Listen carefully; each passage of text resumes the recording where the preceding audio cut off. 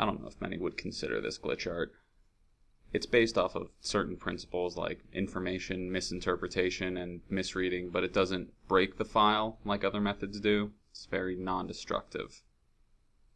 For the purpose of this video and my methods, I am using only Photoshop CS6. Specific windows in my workplace include Layers, Channels, Navigator, and Adjustments. I start with any normal image file, and I like to use the works of Jacques-Louis David. One of his most famous paintings, Death of Marat, is one of my personal favorites, and the file for it tends to work fabulously for this method. The first thing you want to do is go to Image, Image Size, and take note of what the dimensions for the picture are. And for this one, it is 1001 by 1287 pixels. You also want to make sure what color mode your image is set to, and for this one it is RGB. CMYK works just as well, but you got to make sure you know which one it is. Then save your image as a Photoshop RAW file, and use the dimensions that you took note of as the first thing in the file name, and that just makes the next couple steps a lot easier. When you open that RAW file up again, you're going to see that Photoshop does not remember what the dimensions are, and put it in as 1138 by 1089. And when you open that up, it's going to turn out really weird, really different, and that's a cool effect. I like that, but that's not really what we're going for with this. So close out of it, do not save. When you open it up and you put in the correct dimensions, 1001 by 1287, which we conveniently put in the file name that shows up right there to remind us. We have 3 channels for RGB, and even though we saved it as interleaved, we do not want that selected when we open it back up. It will read the file as non-interleaved, and that has a really cool effect. But before we open that up, let's learn about what happens when you open an interleaved file as non-interleaved. Imagine you have an image that is 2 pixels by 2 pixels. A non-interleaved file reads the color channels one at a time. So for the image, it puts down all of the red channel values in each pixel, then all of the greens in each pixel, and then all of the blues. And so the way a non-interleaved file records the data for each pixel, it does all the reds, all the greens, all the blues. A file with interleaved color channels, however, reads the pixel information differently. It records the red, the green, and the blue values for 1 pixel at a time, and then does each pixel individually with all 3 of their channels. So the way the file then records the data looks like RGB, RGB, RGB, etc. And that's an interleaved color channel file. So when you trick Photoshop into thinking an interleaved file is not interleaved, the file reads the data wrong, and it starts placing color values in each channel, in each pixel, incorrectly. So we get it all mixed, it gets all jumbled up. It uses the same amount of information and the same amount of pixels and the same amount of channels, but they're misplaced. And that's going to make a cool effect. When we open up the file with the same pixel dimensions, the same channel count, but we do not select interleaved, the file looks completely different. Yeah, and you can see Marat, but doesn't really look like the original image. And like with a lot of glitch art, the way this comes out is pretty luck of the draw, which is why I really like this Marat file, because his face is right there in the middle of it. So, because we just royally screwed with these channels, let's see what each of them look like.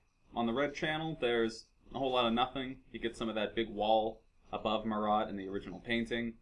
On the green channel, you get the man himself with his letter. On the blue file, you get some of the drapery of the cloth in the painting with a Marat over there in the corner.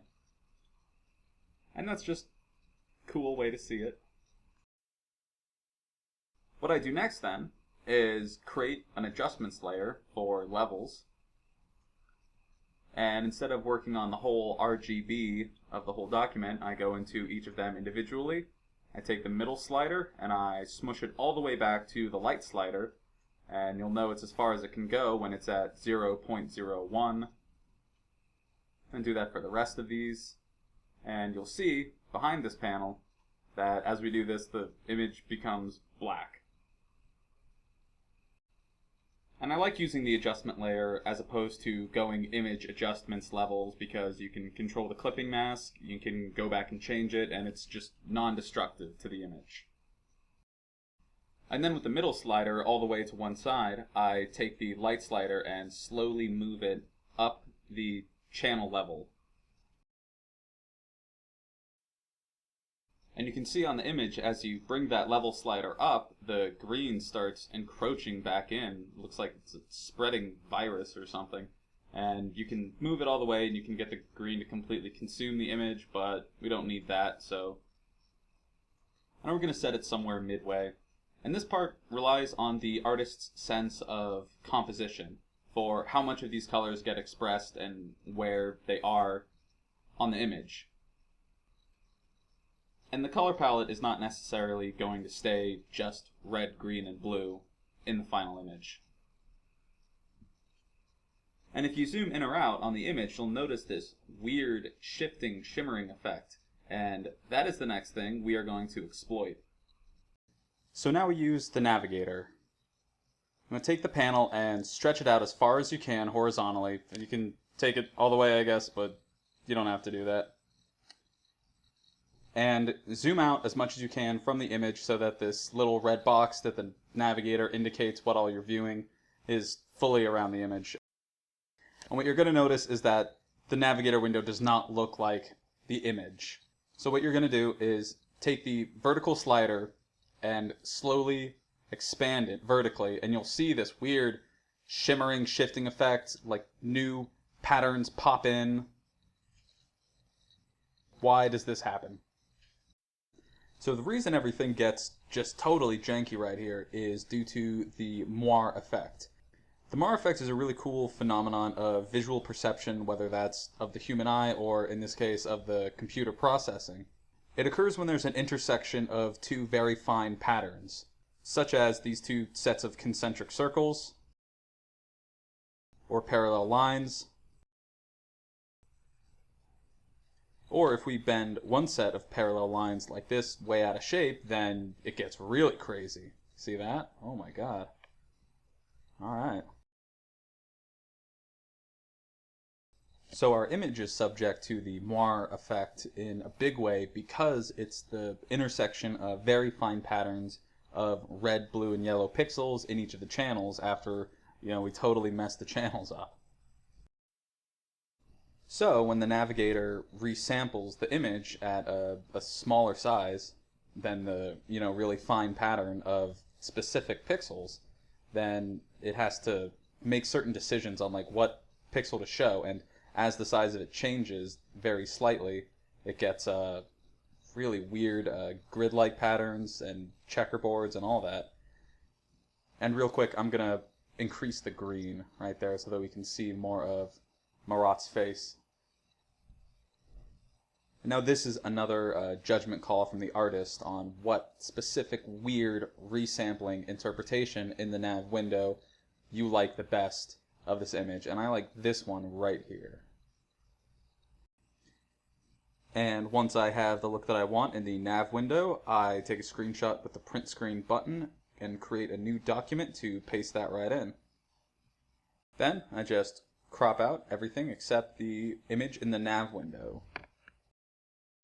Then I make another adjustments layer for hue and saturation. And I go into each specific channel or color. You can even do CMYK, even though this is an RGB. And I just mess around with these for a while until I get the color scheme that I'm looking for. And I got some yellow down here in the corner, so just get rid of that. And this is again more artist input, whatever you would like the color scheme to be. I made this one pretty dark and pretty gloomy with that little splash of red because he's getting murdered. And finally, because it's still a little bit small, we want to open up image size. And I set it to %, say 300%, And very importantly, you want to set the resampling to nearest neighbor, and that's going to keep that sharp pixely look. Yeah. And now it's ready to save. And there you go. I was asked what the concept was behind this, what the idea was to do stuff like this. And it's the sort of thing you don't think about until, well, you start thinking about it. Definitely when I was coming up with this, I wasn't thinking about some grand idea behind this method. I was just experimenting with Photoshop, and I found something that looked really cool. But since I like glitching a lot of these old master paintings, I guess you could say the mindset I've developed behind glitch art is I'm just some Jagoff. I mean, these are, like, in italics, the masters. And this is the sort of art that takes decades of extreme training and hard work to develop these incredible skills and talents. And these paintings take years of consistent work to complete a single piece.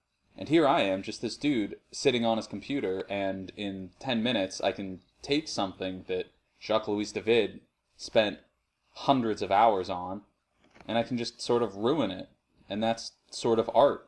And I mean, I know I can't compare any work that I do right now to these old master level paintings. But this is sort of just what I can do, and I like it because it's the sort of thing that anybody can do. And the high art and the masters and the centuries of painting education and development can, like, shove it. I'm just some Jagoff. And I'm just making some Jagoff garbage.